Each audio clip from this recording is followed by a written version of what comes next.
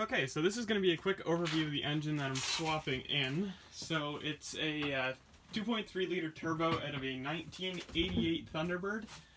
So I picked this engine up for pretty cheap. It had been sitting for about 2 years. It was a low mileage engine, 120,000 kilometers. Took it all apart. Everything looked good.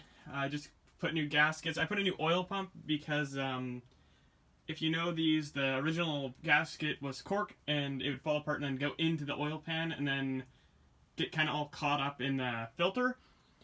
And I think that the pump that was in here was not great, so I replaced the pump, replaced all of the gaskets, new head gasket. And again, it's not a very good head gasket because if I want this engine to last, then it will blow a head gasket probably before anything else really goes bad. You know, I painted it. It's got new wires. I have the manifold flipped because of the turbo that I'm running, and I have a external wastegate. It would have hit the strut tower, so I have the manifold flipped. This is a good old eBay turbo because the one that was on it was junk. It was terrible. There was no way. It had like this much play in it, so this turbo is pretty good, honestly. And it's not like a cheap eBay turbo either. It's like a decent one. It's a 63 millimeter intake side, so it's pretty big. You know, I got a new timing belt, just stuff like that. Nothing too crazy. This is hanging out because I'll be running a catch can, and yeah. So this is gonna be going into my 1990 Mustang, and that is what I'm doing this weekend. So during this whole coronavirus, I have a lot of time, so that's what I'll be doing. It's got new oil hard lines. This might hit, but I can always bend it out of the way some more. Believe it or not, it was super hard to get this to work. I couldn't find any line to go. It was just so annoying. So you can see there's a return going into here. I'm going to be running, this is a 14 PSI wastegate, and I don't have a boost controller in here, and I'm not going to for the first little while. I just want to drive it around, you know, not do anything super crazy. So it'll be running 14 pounds of boost.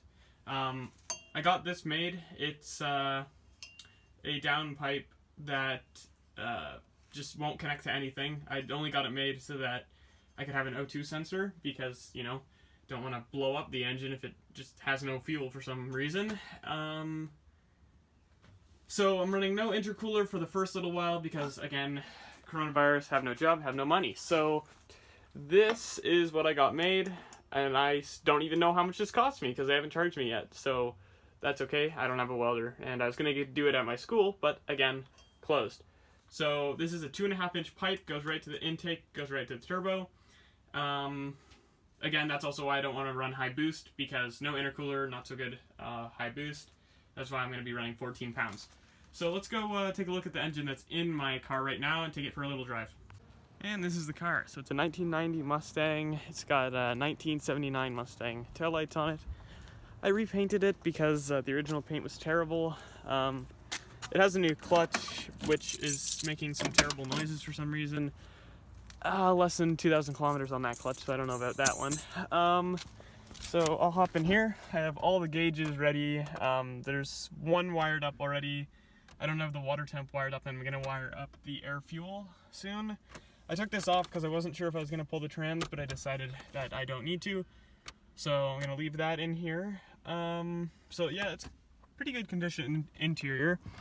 So the engine, as you'll notice momentarily, has a super terrible air cleaner, which I only have because the original one was completely smashed and needed an air cleaner. So this is just run-of-the-mills 4-cylinder, 80 horsepower. I bumped a little timing into it, but I've got it to the point where it won't ping or knock detonation, so that's okay. If you listen really closely to the keys clutch pedal, you'll hear that noise that I was talking about.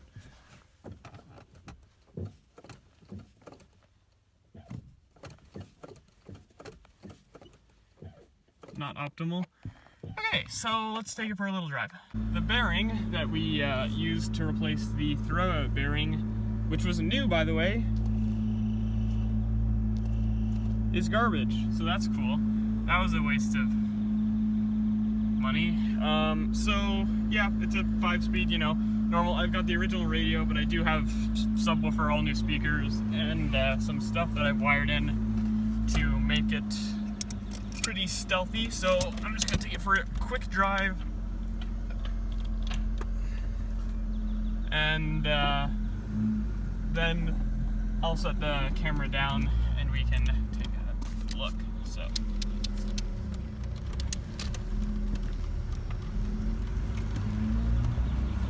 again, run-of-the-mill 4-cylinder.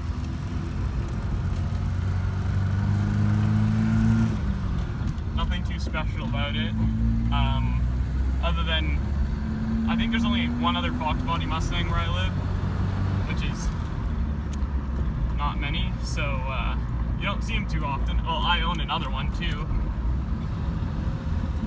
so I'm gonna go right here.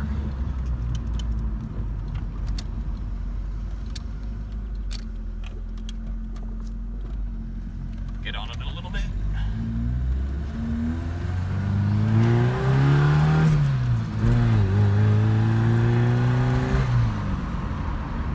Junk, so slow, so bad. Gotta fix that. Okay, so this is update number 1 of the swap. I've got all the electrical stuff disconnected, like the harness is all disconnected. So far, and I got the alternator, the belt, the intake off. I'm working on getting the fuel lines that are there off.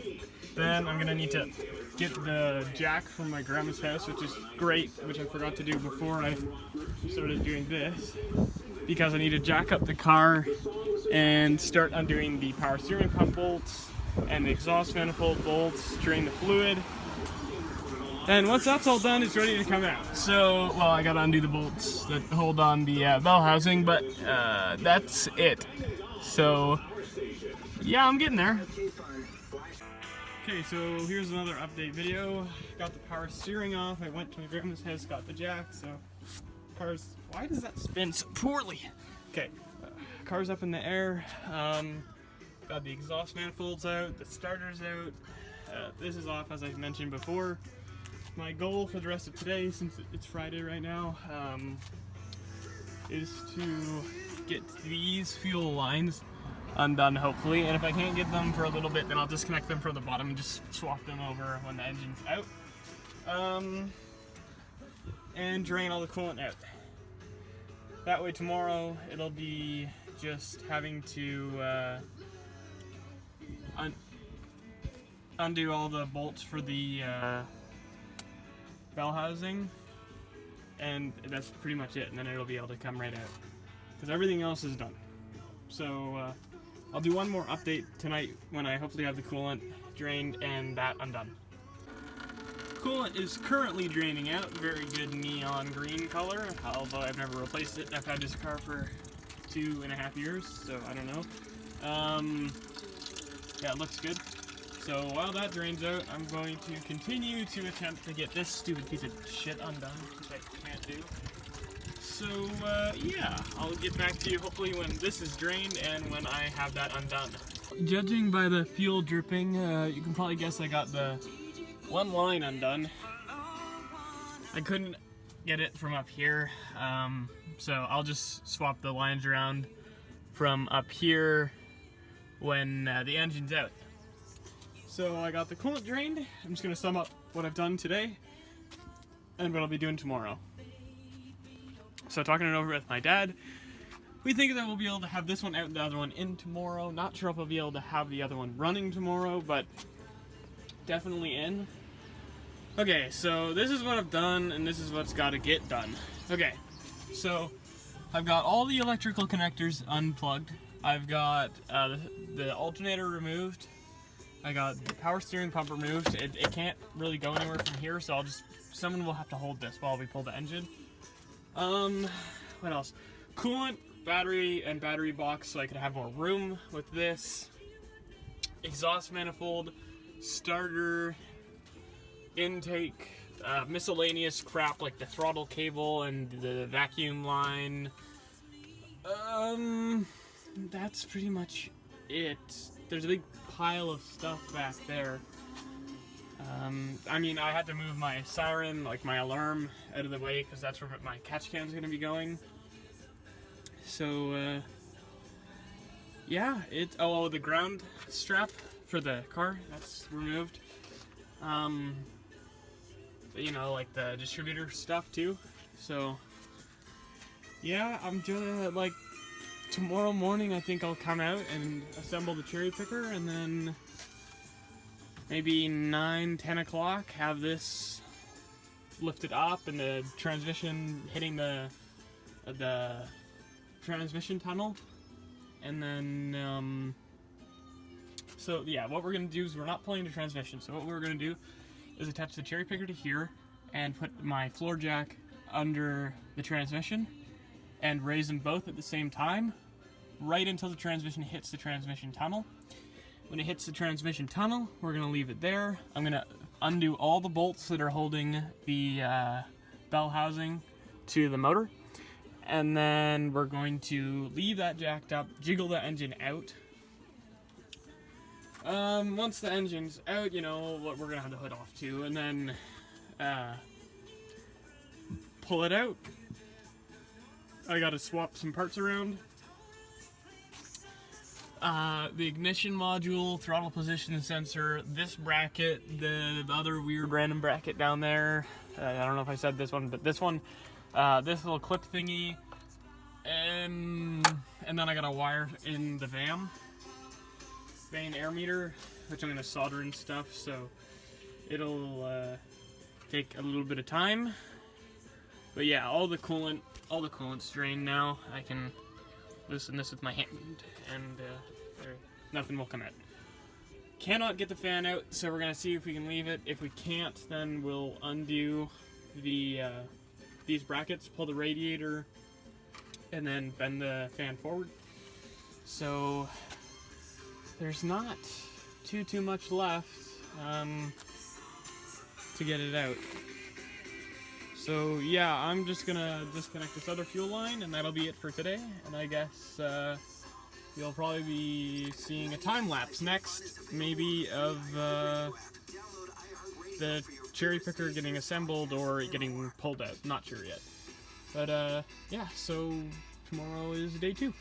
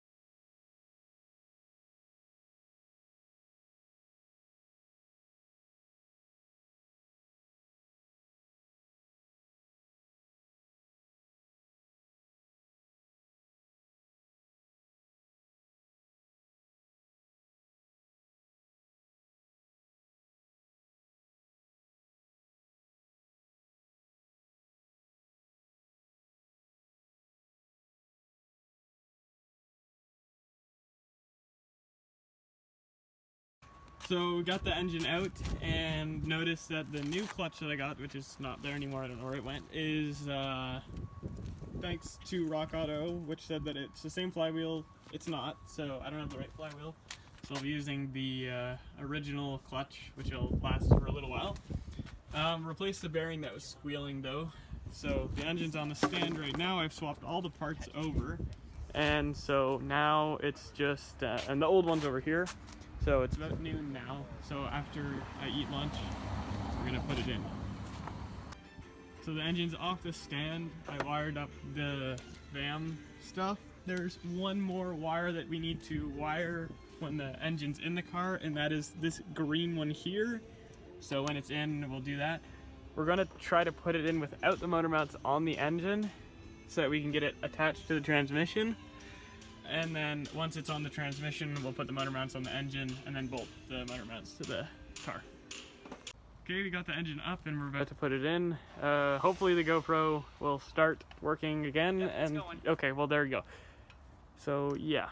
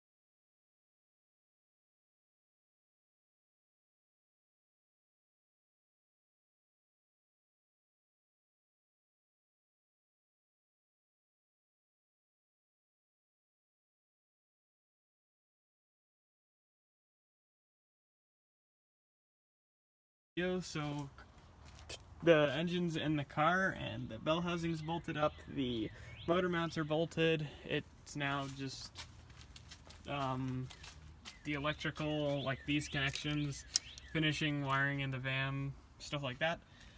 The main issue at the moment, from what we can see, is if I close the hood, the turbo, if it'll focus, is hitting that structural part of the hood. So it closes to about there. So we're gonna try to Dremel out that structural part-ish tomorrow. And if that doesn't work, then I'll just have no hood for a little while and try to sort something out, maybe buy the flip adapters for the manifold to bring it down. So yeah, that is it for today, and yeah, it should be running tomorrow.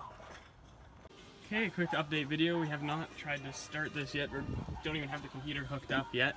So the plan is we have this oil line disconnected for the turbo, and we have our oil pressure gauge sitting right there. I bolted everything else together. We're gonna crank it with the coil disconnected until oil starts to come from there, and the gauge says that it has power, or oil pressure, and then reconnect that, and then try to start it. Take two, hopefully. Well, this is take two, not hopefully. There's another thing on the ground. No, I'll just. Where are you pointing with your? Oh, I see. Okay, here Where's it goes. this extension go? Huh? Oh. Okay, here.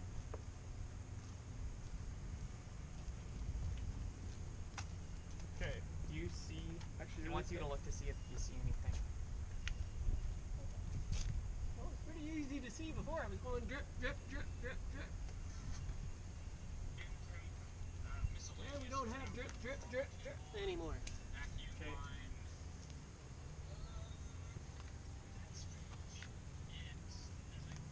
Okay, so you watch. If you're gonna be watching, can you take a video? So, where's the coil wire? Well, you're going to be Huh? watching, aren't you? I'm holding Where's the the what? Your Well, dad's doing it. Your dad's doing the oil thing. Oh, I don't want it to mess with the gauge. Yeah, well, No, I'm trying holding to. the oil If it pressure goes in gauge. like No, short, I just don't crack want that. it jumping. Jump in what? Otherwise I Jump would. around. Like the Is it sparks? already You mean? going? Nope, you just have to press the start button when we're gonna start. And Okay. what am I filming, though? This is Just stressful. wherever. Okay, are you? So, we're just rolling it over to get some oil in this bucket, right? Yep. Let's just see if the starter turns. Okay, so, Did anything come out? that's It probably won't yet because these lines are massive. Are you watching it? yeah, I'm watching it now. Okay, stop for a sec. Anything? Did anything come out? Nope, nothing yet. Okay, So I'm let's just gonna check the dipstick. You're gonna have to wipe it off and put it back in. No, I'm seeing if there's anything on it, like Can other you than hear oil. how much more compression this has right now, though? Yeah. Like, it cranks so much slower. Wait a second. No antifreeze on the dipstick, so that's good. Okay, I think we're good to just crank again. Are you ready?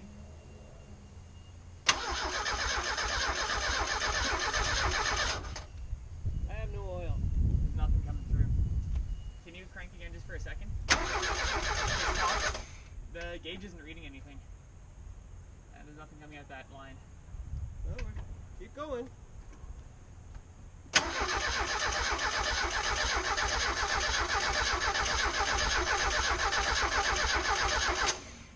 I got nothing. Nothing. Yep. Whenever you're ready.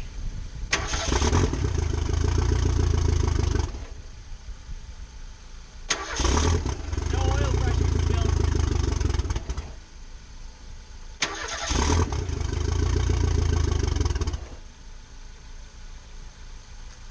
Very good. It's still reading no pressure.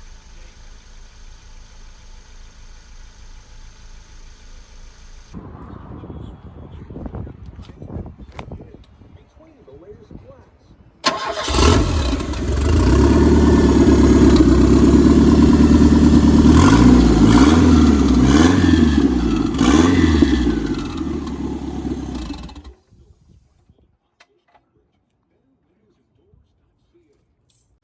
Okay, another quick update video. It's been a few days, the car's still on stands.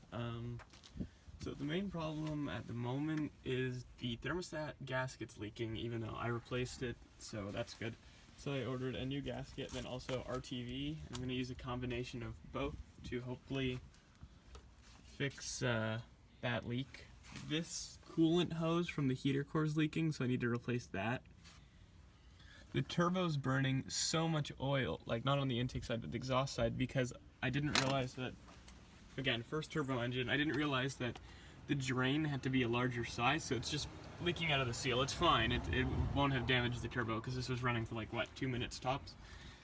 So what I'm going to do is I'm going to clock this. I'm going to loosen these bolts that go all the way around here, and these ones, turn the center down, get a larger line which will connect, like instead of it being a 1/4 inch line, it'll be half, and have that connect down to the drain. So that'll help that. So that line's leaking, fix that, the oil line. Okay, right, and then back over there where the feed line for the oil is, it's leaking. Just a little bit, not very fast, so I just probably need to tighten that a little bit more, so that's fine. And then, last but not least, the distributor's turned all the way to, well, I turned it counterclockwise as much as I could, and it's still off, like the timing's still off, and I can't adjust it anymore. So I need to take the timing belt off, and then adjust that gear a little bit to get it to be accurate. So that's fine, it's just a bit of a pain. And then just like miscellaneous crap, like I'm just gonna get rid of this for the alarm, and I'm gonna get my catch can here, finish wiring the oil pressure gauge in the interior. I need to wait for a coupler to come for that because that's pretty ghetto and won't work. But yeah, overall, the engine itself doesn't seem to be smoking. It just seems to be the turbo, so that's good. It was running well, it had high compression.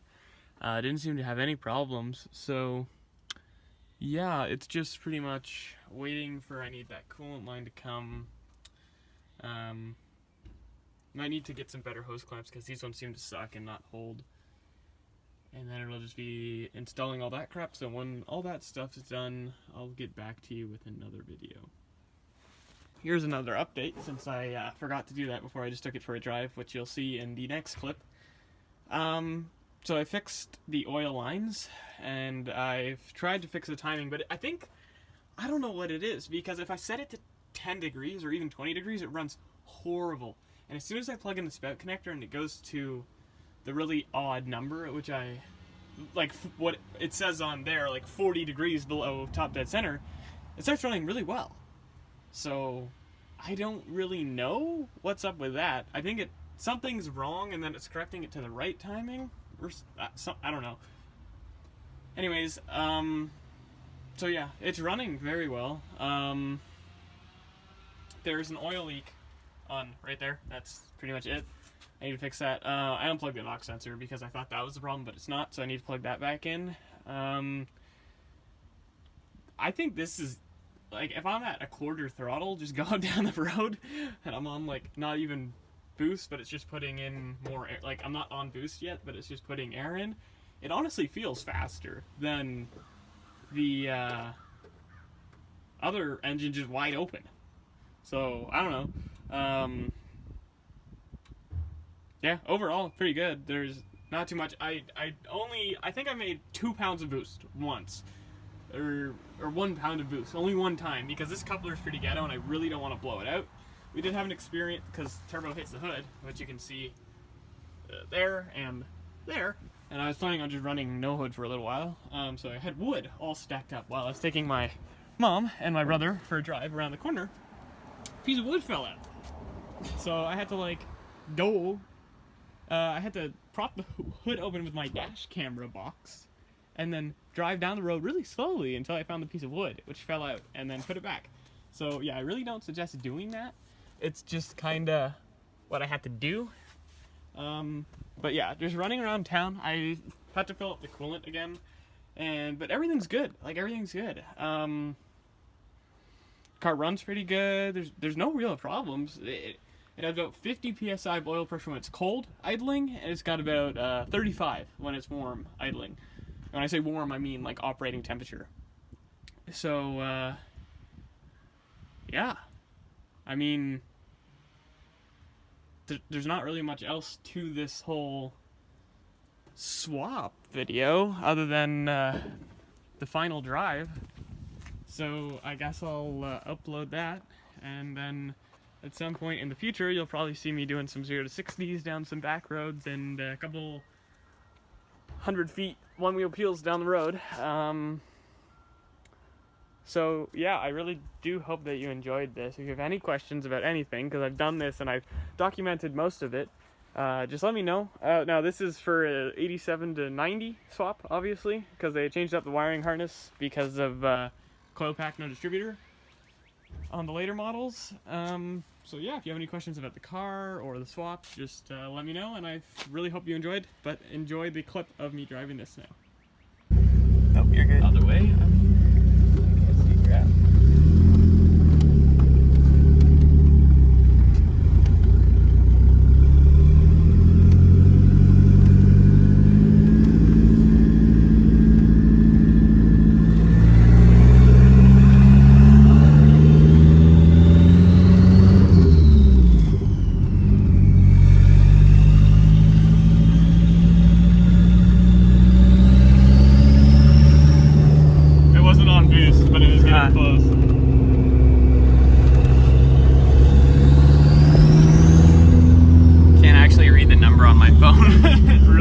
Yeah, the light is interesting.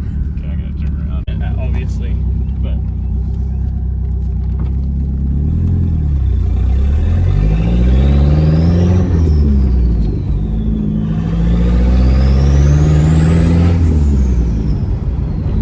Man, that sounds good. I can't see anything. I can see pretty good.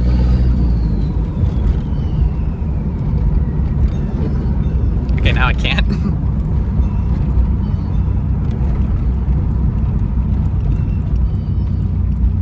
It's not leaking anything. It gets on boost pretty fast, even not on the gas, really. Oh, I can hear it spooling up. It says it's normally working. Yeah. I'm actually gonna go right. Okay. And I'll go. What? You can go on westbound. It's fine. Okay. How's the clutch? Oh, it's fine. That's good. That sounds awesome. I don't know what you're talking Okay, about. that sounds good. It That was not sounds sounding good when you're doing it in the really driveway. good. Just revving it idly sounded garbage, but that sounds a lot better.